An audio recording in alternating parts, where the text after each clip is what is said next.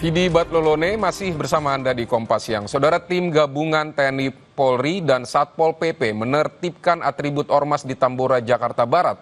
Kegiatan ini bagian dari operasi Berantas Jaya 2025 yang digelar Polri untuk memerangi premanisme.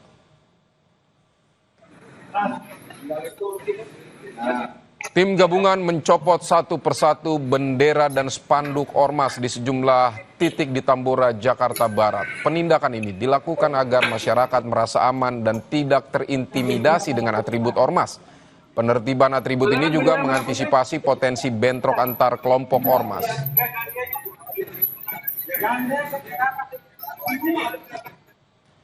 Kita ke sorotan lain, Polda Metro Jaya memanggil pakar telematika Roy Suryo dan seorang dokter, T. Fauzia Tiasuma. Keduanya hadir untuk dimintai klarifikasi terkait laporan yang sebelumnya diajukan Presiden ke-7 Joko Widodo. Kabid Humas Polda Metro Jaya, Kombes Ade Ari menyebut tim penyelidik sudah menerima sejumlah barang bukti untuk proses penyelidikan tudingan ijazah palsu Jokowi. Di antaranya beberapa dokumen fotokopi ijazah, print-out legalisir, dan fotokopi cover dan skripsi dan lembar pengesahan. Tim penyelidik masih terus melakukan penyelidikan untuk mengungkap kasus tudingan ijazah palsu Jokowi. Apakah terdapat unsur pidana atau tidak? Perkara penanganan kasus ini adalah pernyataan yang mengandung fitnah dan pencemaran nama baik melalui media sosial atas tuduhan ijazah palsu S1 milik pelapor, kemudian skripsi, berikut lembar pengesahan. Sementara itu, usai diperiksa, Roy Suryo mempertanyakan sejumlah hal, diantaranya soal pasal UU ITE yang digunakan. Menurutnya, pasal yang dipakai penyidik tidak seharusnya digunakan tanpa adanya bukti berupa dokumen elektronik dan tidak digunakan untuk mempidana seseorang. Pasal 311, 310, 27 ayat A, ada juga pasal yang mau dimasukkan ke dalamnya ya, pasal yang diselundupkan, saya nggak tahu menyelundupkan siapa, ya gitu. Itu pasal 32 dan 35 Undang-Undang ITE. Kebetulan dulu saya ikut merancang Undang-Undang ITE bersama teman-teman yang lain. Pasal itu tujuannya, sekali lagi saya ulangi, adalah untuk transaksi elektronik supaya Indonesia itu diselamatkan dari perdagangan internasional dan kita bisa ikut. Bukan pasal untuk mempidanakan orang. Masih terkait polemik ijazah Presiden ke-7 Joko Widodo, Kasmujo, pensiunan dosen Fakultas Kehutanan Universitas Gadjah Mada memastikan ia bukan dosen pembimbing skripsi Presiden ke-7 RI Joko Widodo. Kasmujo mengaku saat Jokowi kuliah tahun 1980 hingga 1985, dirinya masih asisten dosen sehingga belum boleh mengajar mahasiswa tanpa pendampingan.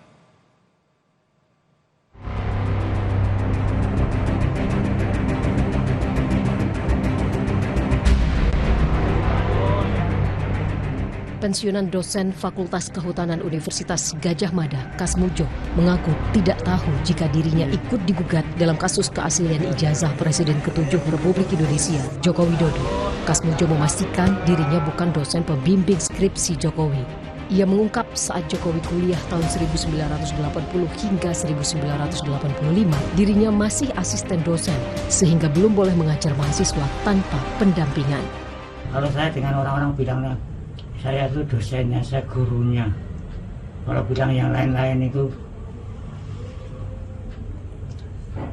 bukan tidak mau jawab, tidak bisa menjawab. Waktu dia tahun 80 masuk, lulus 85, saya 83 aja masih 3B. 85 mau 86 baru dikasih. Itu misalnya ngurusi mahasiswa, ngajar macam-macam itu harus ada pendampingan, masih asisten dosen. Jadi kalau ada guru wakili, guru menemani atau bapak tertentu tolong dibantu. Tapi mau ngajar langsung belum boleh. Sebelumnya, Jokowi sempat memperkenalkan Kasmujo sebagai dosen pembimbing skripsinya saat menghadiri acara silaturahmi Fakultas Kehutanan UGM tahun 2017 lalu. Jokowi bahkan mengenang karakter Kasmujo sebagai dosen pembimbing skripsi yang galak.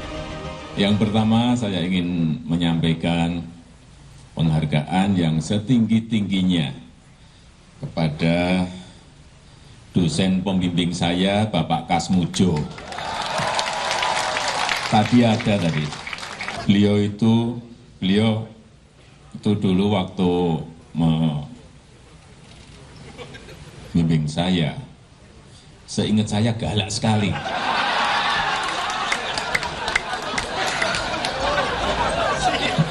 Galak sekali, saya masih ingat galak sekali. Tapi sekarang saya melihat beliau sangat bijak sekali. Sudah berubah. Ya enggak, saya nggak tahu yang berubah saya atau yang berubah Pak Kasmujo. Ramai soal gugatan ijazah Jokowi juga disinggung Ketua Umum PDIP Megawati Soekarnoputri, partai tempat Jokowi dulu bernaung. Meski Mega tak menyinggung langsung nama pemilik ijazah yang dituding palsu, namun ia menantang agar pihak yang digugat menunjukkan ijazah asli tanpa ragu. Orang banyak kok sekarang gonjang-ganjing urusan ijazah benar apa enggak. Ya kok susah aja.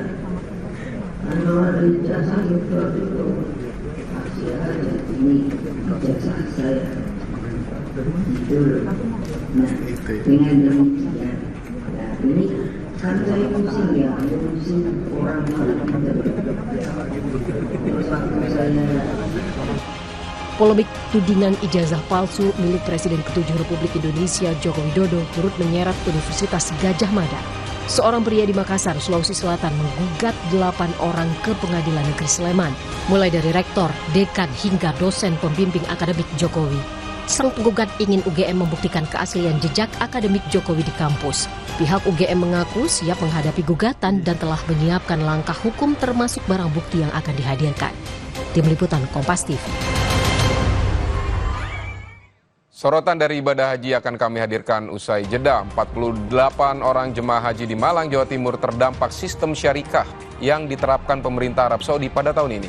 Mereka harus berangkat terpisah dari rombongan mereka.